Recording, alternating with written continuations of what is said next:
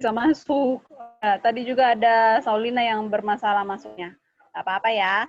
Nanti yang sesi pertama, Mem tetap kirimkan di YouTube nanti ya. Yang nggak ikut nanti boleh nonton di situ aja. Sekarang masuk sesi kedua ya. Tinggal 3 menitan lagi aja kita belajar. Oke, tunggu sebentar. Mana yang lain nih? Nanti Mem mulai terus yang lain baru masuk. Mem kembali lagi ke sini buat ngatmit-ngatmit. Baru 3 orang.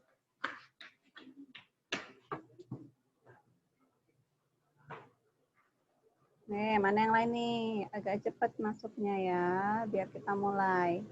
Oke, GG masuk.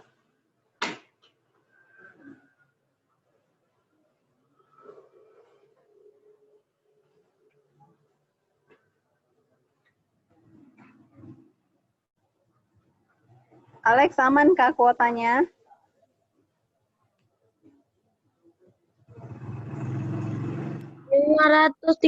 MB lagi, Mem. Waduh, tinggal 500 ya? Masih banyak, Mem. Ada kuota tambahan. Oh iya ya, mantap kalau gitu.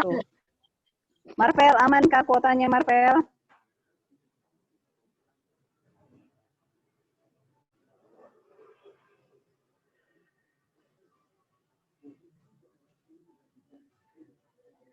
Ada jawaban. Oh, baru connect ke audio ya. Sorry ya. Baru connect ternyata. Marvel, aman kah kuotanya, Marvel? Ya. Ya, besok-besok mungkin enggak supaya enggak sering-sering kita. Ini hanya karena minggu depan sudah mau meet, jadi Mem harus banyak kasih materi sama kalian. Makanya harus Zoom hari ini ya. Tunggu ya. Siapa lagi ya? Mana tadi yang nggak bisa masuk ini? Mem. Ya. Mem besok ke sekolah, Kak. Besok kalau nggak hujan. Iya, nak. Kalau nggak hujan. Kalau hujan biasanya turun.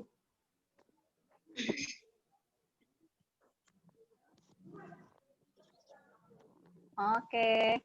Kita mulai aja ya. Yang sudah minta masuk, tapi masih ada yang belum masuk juga. Kita lanjut saja. Supaya tidak membuang-buang waktu kita. Oke, kita lanjutkan yang tadi. Nah, sepertinya yang ini sudah bisa kita tebak ya, yang mana-mana yang merupakan kata baku dan kata tidak baku. Untuk yang kalimat ketiga, Kongres Pemuda 1 dilaksanakan di Batavia pada tahun 1926. Ada yang tahu kata tidak bakunya mana?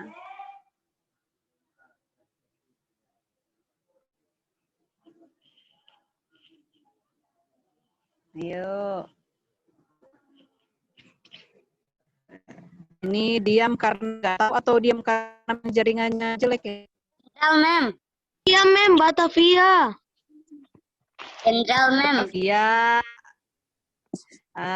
Harusnya yang Kongres ya. Batavianya sudah benar. Batavia itu nama kota pada zaman dulu di Indonesia. Jadi Kongres harusnya cuma 1 ya, Kongres. Lalu yang kedua, yang keempat, kaktus termasuk kelompok. Ada yang bisa menebak yang mana yang merupakan kata tidak baku?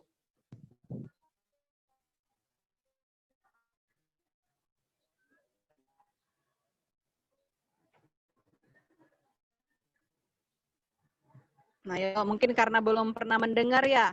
Ada yang tahu nggak artinya xeropit itu apa? Enggak. Nggak tahu ya. Nanti kita akan pelajari di muatan IPA tema 2. Jadi xeropit itu adalah tanah yang bisa tumbuh di tanah yang kering, ya. Nah, itu yang harusnya bakunya itu adalah xerofit, pakai V, bukan P, ya. Jadi yang tidak baku adalah xerofit.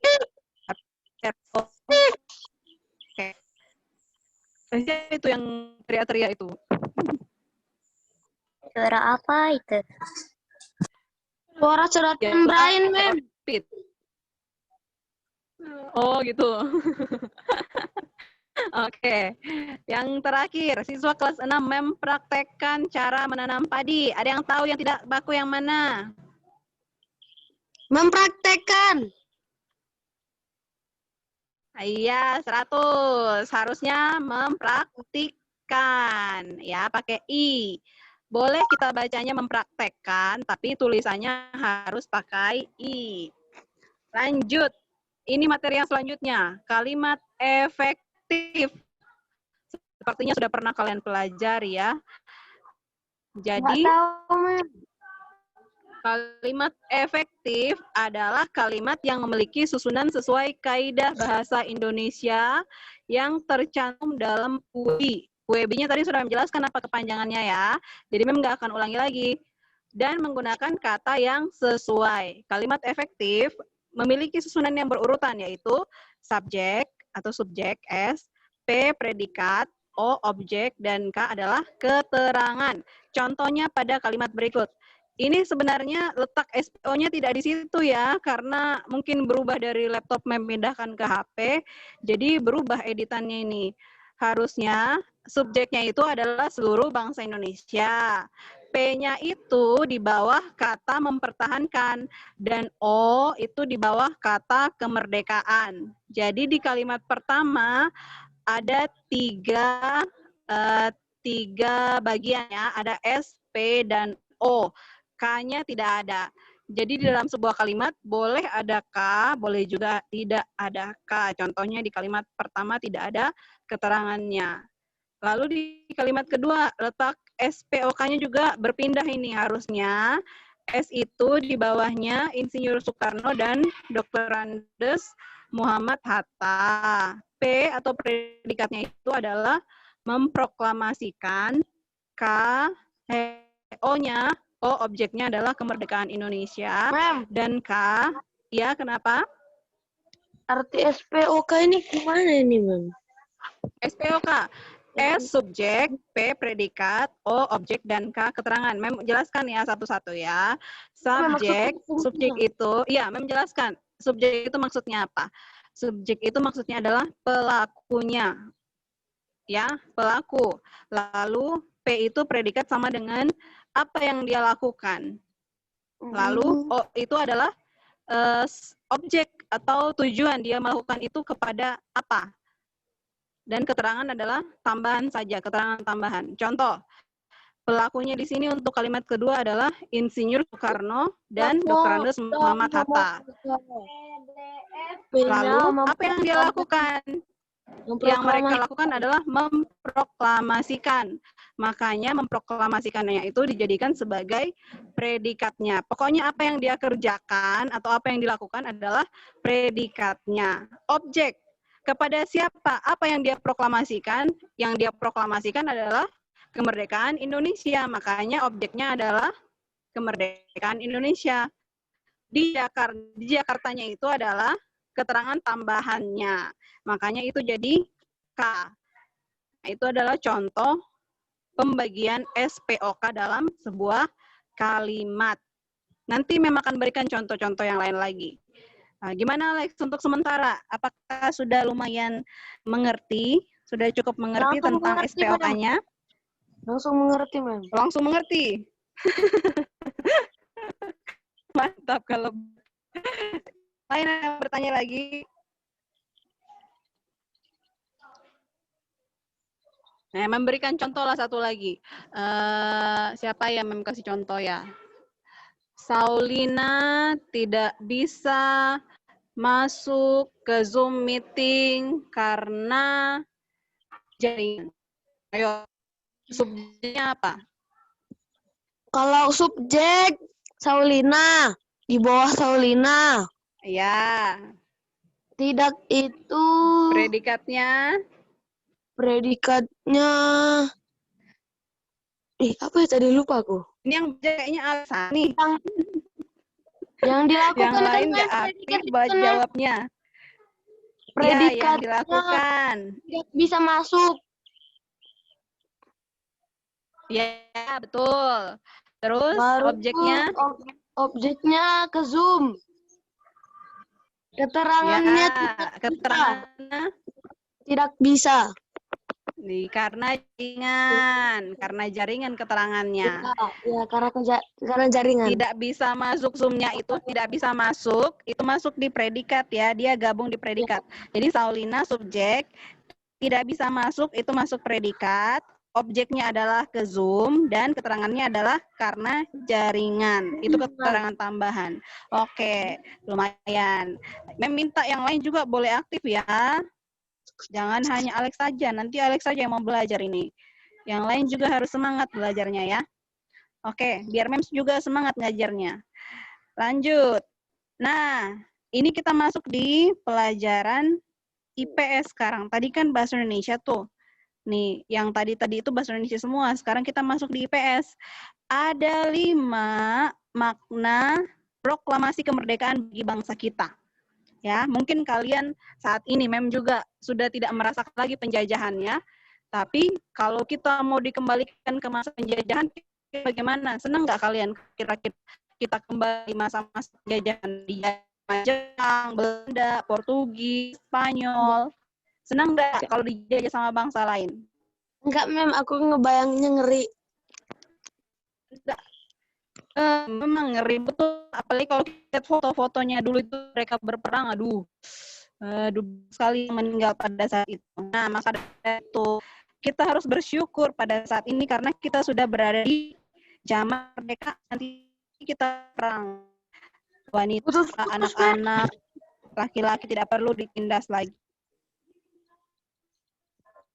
Oke. Saya melanjutkan. Mungkin di YouTube nanti bisa lihat ya. Nah, ada 5 pertama sebagai puncak perjuangan Indonesia. Itu ya, begitu besar perjuangan pahlawan-pahlawan kita untuk mendapatkan kemerdekaan. Yang kedua, pengakuan kepada dunia luar. Ini namanya de facto. Lalu diikuti oleh pengakuan dari negara lain, de jure namanya. Ya, ada 2 macam pengakuan yang diterima Indonesia setelah proklamasi kemerdekaan ini. Yang ketiga, menjajah di sama bangsa bangsa-bangsa penjajah kita, ada Belanda, Jepang, Portugis, lainnya. Sekarang setelah proklamasi merata lebih baik lagi, masih suruh kerja rodi, ada Romusa dan sebagainya, kerja paksa. Lalu yang berikutnya, perjuangan sebagai negara baru. Nah, jadi setelah proklamasi tentunya banyak yang harus diperjuangkan ya. Harus kita mulai dari awal lagi untuk membangun negara itu. Lalu yang kelima adalah tonggak sejarah negara Indonesia. Jadi itu merupakan sebuah sejarah yang masuk paling dalam sejarah dari bangsa Indonesia sendiri. Oke, Mem lihat Melbourne sebentar ya. Dia masuk lagi nih. Sebentar. Oke.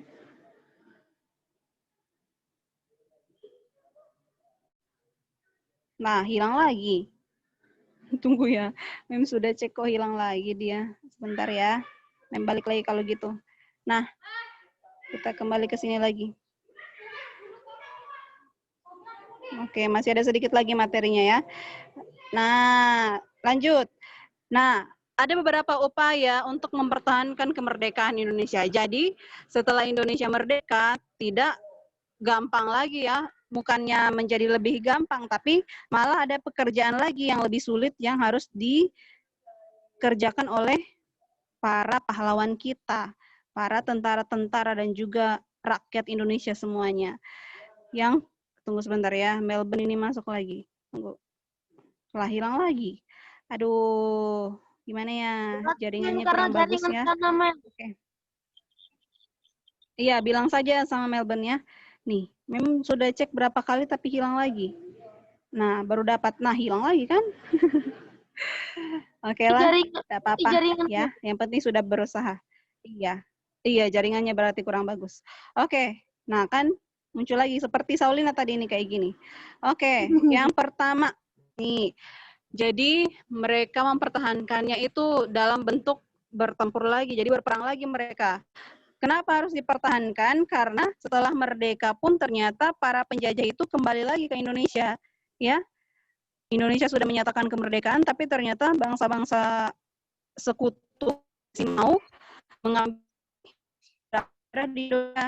Contohnya, ada pertempuran namanya Medan, berarti lokasinya di Medan, Sumatera Barat, ya. Nah, penyebabnya sekutu dan Belanda ingin mengambil alih kekuasaan di kota Medan. Akhirnya, para sekutu ini pasang papan bertuliskan fixed boundary Medan, ya, artinya resmi wilayah Medan di berbagai pinggiran kota Medan. Namanya pertempurannya namanya Medan. Gambarnya atau mengingatkan Mel, jaringan kurang bagus, jadi memang saat ya, nanti boleh di pertemuan selanjutnya saja, nanti boleh lihat di YouTube. Ya, ingatkan di ini dulu di grup kita. Oke, ya admit, Mem sudah coba admit tapi nggak bisa tadi, nggak bisa masuk. Oke, lanjut ya. Mem coba sekali lagi ya, siapa tahu bisa nih. Nah, hilang lagi kan? Oke, Mem tunggu sebentar ya, sambil ini sampai, nah dia sudah masuk, kira-kira bisa nggak nih? Oke, bisa masuk ya. Sip. Kita lanjut ya. Oke, yang berikutnya adalah pertempuran Ambarawa.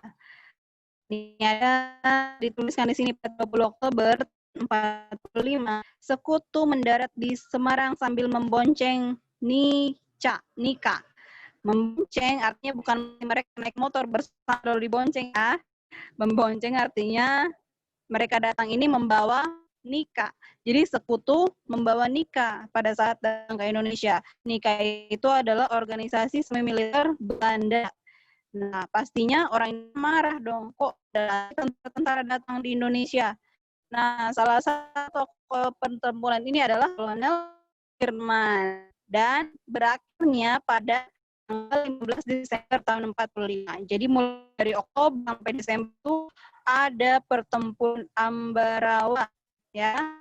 Ada contoh gambar-gambar dari para kita yang pada yang berikutnya Bandung Api. Nah, ini juga termasuk salah satu sejarah yang berdasarkan ya. Lagi tunggu sebentar ya.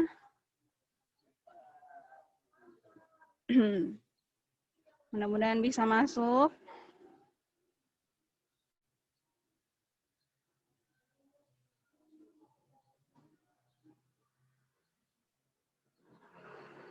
Oke, sambil nunggu ya, Mem kembali ke yang tadi ya. Nah, nih kenapa? Kok ada 2 lagi yang masuk? Sebentar ya, siapa yang masuk? Oh, punya Saulina lagi nih, nggak bisa masuk ya. Kayak tadi lagi nih. Melbourne sudah berhasil masuk. Saulina yang memang belum bisa ya. Oke, nggak apa-apa ya. Kita lanjutkan dulu. Nah, Bandung Lautan Api ini gambar-gambarnya. Kenapa disebut Lautan Api? Karena sudah seperti lautan api memang pada saat itu. Kenapa jadi banyak api? Karena memang Indonesia sendiri yang membakar rumah mereka. Kenapa dibakar rumah mereka sendiri? Mereka tidak mau tentara-tentara Belanda atau Jepang itu datang untuk menjadi rumah itu tidak mau diberikan kepada sepuh untuk dijadikan markas. Bentar ya. Aduh, nggak bisa Saulina, Mem sudah coba. Oke, kita lanjut ya. Nah, jadi pasukan Inggris tiba di Bandung sambil membawa Nika. Sama seperti tadi, sekutu bawa Nika, Belanda bawa Nika, sekarang Inggris juga bawa Nika. Sekutu menyampaikan ultimatum pada Gubernur Jawa Barat agar kota Bandung segera dikosongkan dari penduduk dan tentaranya.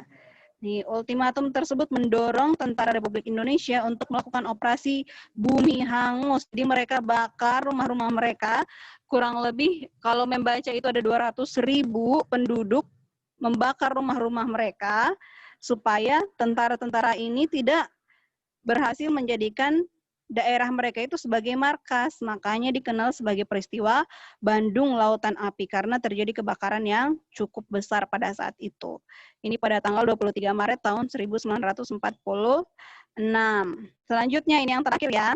Pertempuran Surabaya terjadi pada tanggal 10 November tahun 45. Nah, inilah yang kita kenal sebagai Hari Pahlawan sampai saat ini ya. Tanggal 10 November selalu kita ingat sebagai Hari Pahlawan. Kenapa dijadikan Hari Pahlawan? Karena pertempuran Surabaya ini termasuk yang terbesar dan terparah pada saat itu ya. Jadi kejadiannya di Surabaya, Jawa Timur antara Indonesia dan tentara sekutu. Pada saat itu pertempuran ini menewaskan pemimpin dari tentara sekutu yaitu Brigjen Malabi. Nama panjangnya Brigjen Aubertin Walter Southern Malabi. Ya, karena pemimpinnya gugur, maka tentara Inggris sangat geram. Jadi mereka marah dan kemudian mengajukan surat berisi tuntutan untuk menyerah dan tunduk tanpa syarat kepada rakyat Indonesia. Tapi tentara Indonesia tidak mereka sudah gugur. Dan dengan dukungan dari Bung Tomo, mereka pun berhasil mempertahankan Surabaya. Melalui pidatonya di radio, Bung Tomo berseru, merdeka, sekali merdeka, tetap merdeka. Itulah slogan yang sekarang masih sering kita dengar. Ya, ternyata itu slogan dari Bung Tomo pada Surabaya. Nah, selain pertempuran, cara-cara pahlawan kita dulu untuk mempertahankan kemerdekaan adalah dengan membuat perjanjian.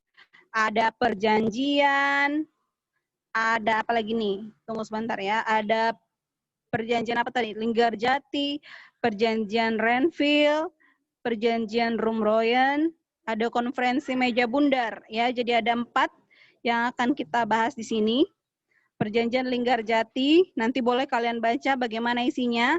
Ini adalah perundingan dari Indonesia dengan Belanda di Linggarjati. Nah, ada beberapa kesepakatan dari perjanjian itu. Boleh dibaca nanti ya. Karena waktu itu kita terbatas, jadi nanti boleh kalian baca kembali, Mem akan kirimkan. Ini juga ada di buku kalian, nanti Mem sebutkan halamannya halaman berapa. Jadi perjanjian Linggarjati ini dari bulan November sampai Maret tahun 47 ya, jadi November 46 sampai Maret 47. Dan dari perjanjian ini kesepakatannya ternyata masih dilanggar oleh bangsa Belanda ya.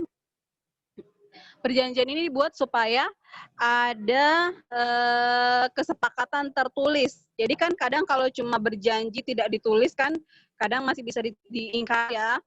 Kalau teman-teman sambil berjanji misalnya besok kita ketemu ya, nah kadang kan itu masih bisa diingkari, ternyata besok nggak datang. Nah, tunggu sebentar ya. Oke, jadi kadang seperti itu, makanya mereka buat perjanjian tertulis hitam di atas putih seperti ini kan, jadinya lebih sah, lebih kuat ya. Tapi ternyata masih bisa dilanggar juga nih. Nah, perjanjian ini pada tanggal 20 Juli tahun 47 akhirnya melalui gubernur jenderalnya bangsa Belanda mengatakan bahwa sudah tidak mengikat lagi perjanjian, makanya meluaslah agresi militer Belanda 1 tahun 47. Jadi beberapa tahun setelah kemerdekaan Indonesia masih banyak lagi pertempuran yang terjadi bangsa asing, bangsa Belanda, Jepang dan negara lain juga masih berusaha untuk mengambil kembali daerah-daerah di Indonesia. Yang berikutnya, Perjanjian Renville. Nah, ini diadakan di atas kapal perang Amerika Serikat, makanya namanya Perjanjian Renville karena diadakannya di atas kapal Amerika Serikat yang bernama USS Renville yang terjadi di Pelabuhan Tanjung Priok ya. Hasil perundingannya boleh dibaca kembali di bawah. Intinya adalah perjanjian-perjanjian ini mengatakan bahwa negara-negara Indonesia itu adalah memang hak milik negara Indonesia dan tidak boleh diambil oleh bangsa lain. Lalu perjanjian Rumroyen.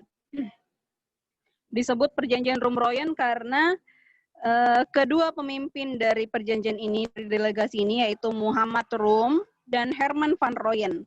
Jadi kedua nama pemimpin delegasi ini dijadikan sebagai nama dari perjanjian tersebut. Makanya namanya perjanjian Rum-Rooyen. Dan isinya juga kurang lebih sama seperti yang tadi. Intinya adalah Indonesia ini mempertahankan daerah-daerahnya. Oke, yang berikutnya konferensi meja bundar. Hasil dari konferensi meja bundar ada 5 ya. Boleh kalian baca nanti ya, karena ini akan keluar juga di mid semester ya. Ada beberapa perjanjian, boleh kalian baca masing-masing karena akan keluar di mid semester. Lalu yang berikutnya, ini tinggal sedikit ya. Tinggal ini materi yang terakhir, manfaat kemerdekaan bagi kesejahteraan bangsa Indonesia. Jadi ada 3 aspek yang merupakan manfaat dari kemerdekaan itu. Mulai dari yang pertama, aspek pendidikan. Jadi pada saat dulu masa penjajah, pendidikan itu hanya boleh dinikmati oleh kaum bangsawan saja dan juga kaum laki-laki. Sedangkan kaum wanita dulunya tidak boleh mendapatkan pendidikan. Itu kan tidak adil ya. Nah, pada saat setelah kemerdekaan, seluruh rakyat berhak untuk memperoleh pendidikan yang layak. Bukan hanya bangsawan, tapi sampai rakyat jelata pun boleh mendapatkan pendidikan yang layak. Para kaum wanita pun boleh mendapatkan pendidikan.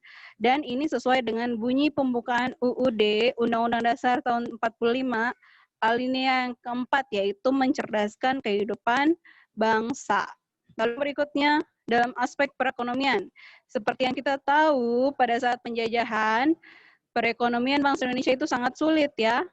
Ada para petani nih, sawahnya sendiri mereka harus garap dan hasilnya diberikan kepada penjajah. Nah, mau dapat makan dari mana mereka? Jadi perekonomian pada saat dulu itu sangat sulit. Yang disuruh terpaksa, kerja romusa, sampai banyak juga rakyat Indonesia yang mati. Jadi kan uang dapat makan, nyawa pun hilang dari mereka karena jajahan yang sangat itu ya, sangat kejam itu. Nah, setelah kemerdekaan, Indonesia saya negara kembali ya. Jadi rakyat dibebaskan untuk melakukan kegiatan ekonomi. Nah, sampai saat ini ya kita sudah bebas melakukan kegiatan ekonomi dan itu dijamin dalam pembukaan Undang-Undang Dasar tahun 45 alinea yang kedua yang berbunyi kemerdekaan negara Indonesia yang merdeka, bersatu, berdaulat, adil, dan makmur. Jadi negara kita menjamin akan kesejahteraan kita itu. Lalu yang berikutnya adalah sosial. Nah, setelah proklamasi kemerdekaan, setiap rakyat Indonesia memiliki hak dan kewajiban yang sama. Tidak ada lagi pengelompokan rakyat Indonesia seperti masa penjajahan. Setiap memiliki hak yang sama. Jadi kita sudah bisa berhubungan baik atau berhubungan sosial baik dengan seluruh bangsa negara kita, baik dari suku apapun itu ya. Jadi dulunya pada saat masih dijajah negara kita, banyak pahlawan-pahlawan yang hanya berkumpul atau berteman dengan yang sesuku saja. Tapi setelah kemerdekaan mereka sadar bahwa perjuangan yang bersifat kedaerahan itu, jadi mereka itu bersifat kedaerahan dulunya ya. Maka daerah sini bergabung dengan daerah sini juga. Nggak ada mereka bergabung dengan daerah yang lainnya. Memtoraja. Terus yang lain ada yang Batak, ada yang Manado, ada yang Dayak. Jadi mereka masing-masing. Itu tidak baik. Makanya pertempuran atau perjuangan mereka sebelum kemerdekaan ini banyak mengalami kegagalan karena bersifat kedaerahan. Maka setelah proklamasi sudah berubah, jadi bukan lagi bersifat kedaerahan tapi nasional. Maka mereka bisa bekerja sama dengan berbagai daerah di Indonesia. Ya, jadi itulah beberapa pelajaran kita di tema 2 ini. Sambil putarkan kembali materinya. Yang mau bertanya?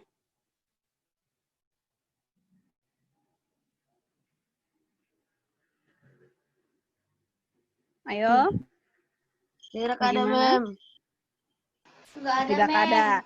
Nah, iya, Mem hari ini agak agak cepat ya. Kalian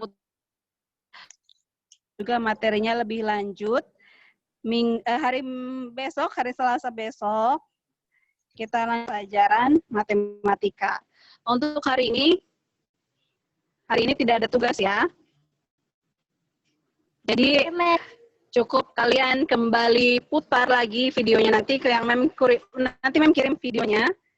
Lalu kalian akan putar kembali kalau ada ya, apalagi yang lambat masuk ya, yang telat masuk boleh diputar ulang lagi. Yang paling sakit. Untuk ujian IPS kita rencana Mem mau pakai yang SSA itu, Samarinda Smart Education. Mem coba pakai itu ya. Tapi nanti mengerjakannya kurang lebih sama dengan mengerjakan di form atau di quizzes ya, kurang lebih seperti itu. Jadi kalian tinggal klik-klik linknya atau masuk di aplikasi itu baru kalian kerjakan soalnya. Ya, nanti kalau ada kendala pastinya memang akan jelaskan cara-caranya ya. Kalau ada yang